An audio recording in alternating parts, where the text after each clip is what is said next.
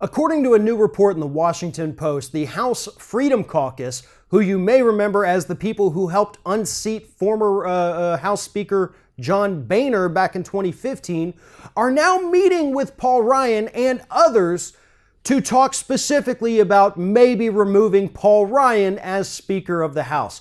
On Wednesday of this week, Paul Ryan met with 3 members of the House Freedom Caucus, where they openly expressed their disdain for Ryan, explaining that he is an incompetent leader and he's really accomplished nothing since taking over for John Boehner at the end of 2015.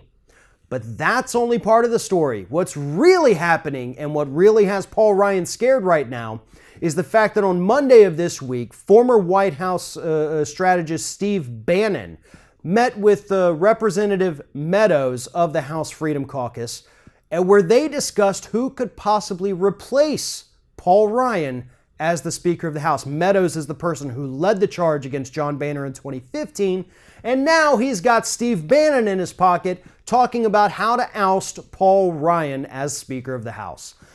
Now, Paul Ryan has been exceptionally ineffective since he took over for John Boehner, and yes, most of that is his own fault.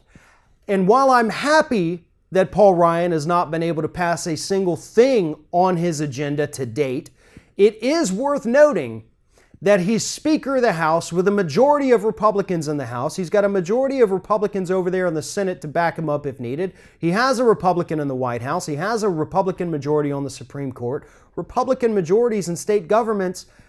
When you fail at that point, yeah, it's your fault. Paul Ryan was swept into the House speakership as a member of the Tea Party. At the time, and when he ran with Mitt Romney, which is why Mitt Romney chose him to begin with, he was a darling of the Tea Party. They loved him. They loved his hardcore libertarian stance on economics, his right-wing compassionate conservatism, because he would go with whatever the religious right wanted to say. And now Paul Ryan has found out when you're in a position of leadership, you can't be that crazy. You can't have these horrible libertarian economic ideas and these horrible Republican social ideas and attempt to work with people across the aisle who hate everything that you propose because it goes against everything that's good for the American public. So Paul Ryan has matured a bit in this role as Speaker of the House. He still believes all those horrible things, and he's trying to get most of them passed into legislation. But he does understand that you've got to tame your stance on some of the issues because you also have to work with those Democrats on the other side. And they're not going to go along with more corporate tax breaks, even though you keep pushing them.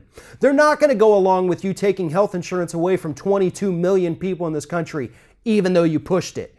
So that's why Paul Ryan has been ineffective, and so he's trying to pull himself out a little bit.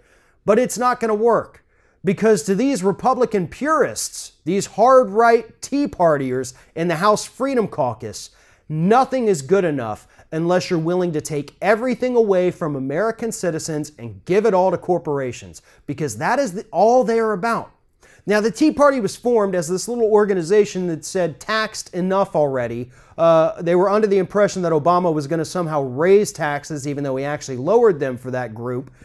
But that's where they came about. Stop misusing our tax dollars. Stop spending all this horrible money.